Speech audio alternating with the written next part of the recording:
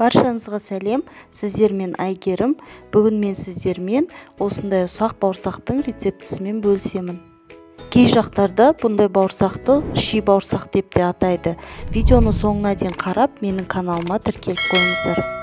Бұндай ұсақ бауырсақ жасау үшін бізге қант қажет, ас содасы қажет, бір ас қасық қаймақ қажет, жылы су, тұз қажет, ертілген сары май және де ұн қажет. Ең алдымен біз ертілген сары майымызды ұнға құямыз.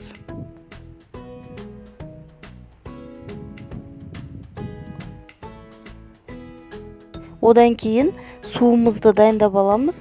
Жылы суымызға 2 ас қасық қантымызды қосып, қант ерігенше араластырамыз. Одан кейін 1 ас қасық тұзымызды саламыз да қантпен бірге ерігенше араластырып аламыз.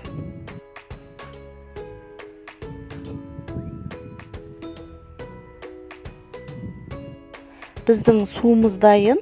Ендігі кезекте біз 1 ас қасық қаймағымызды қосамыз.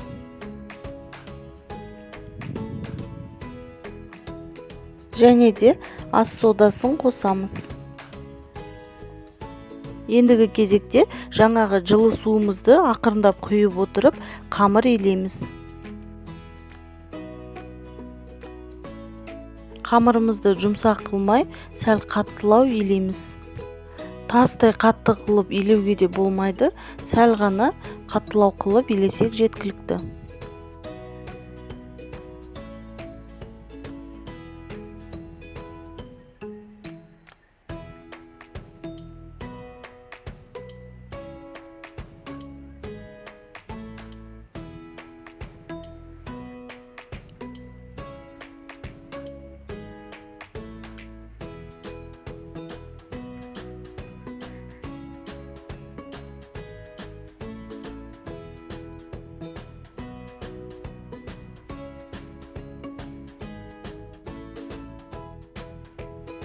Ши бауырсағымыздың қамыры дайын. Міне осындай болу керек. Енді салафанға салып 20 минутқа қоямыз.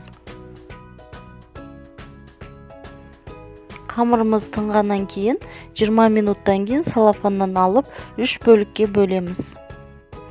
Қамырды қолмен осылай бөлуге де болады, немесе пышақпен кесуге де болады.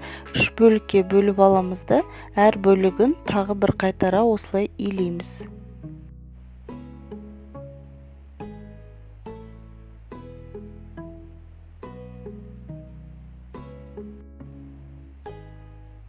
Енді бетін салафанмен жауып, қамырымыз жұмсарғанша тағы да 20 минутқа қоямыз. 20 минуттан кейін қамырымызды домалақ қылып, оқтаумен жаямыз. Қатты жұқа қылмай, қалыңдау қылып жаямыз. Қалған қамырларымызды да тура осылай жайып аламыз.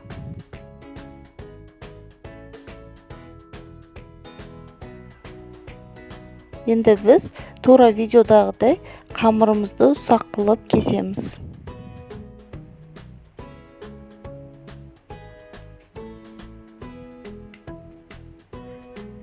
Кімге қалай ыңғайлы, солай кесе беруге болады. Мен тура осы видеодағыдай кесемін.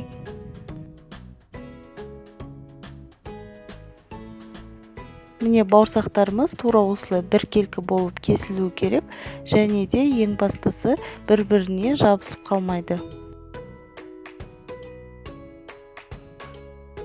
Ендігі кезекте қызып тұрған майға бауырсақтарымызды салып пісіреміз. Бауырсақтарымыздың барлық жері біркелкі пісу үшін осылай араластырып тұрып пісіруіміз керек.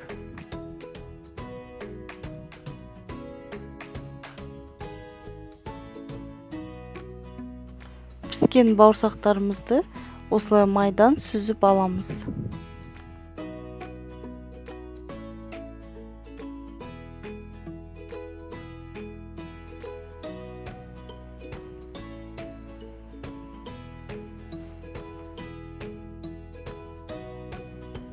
Қалған бауырсақтарымыздың барлығын тура осылай пісіріп аламыз.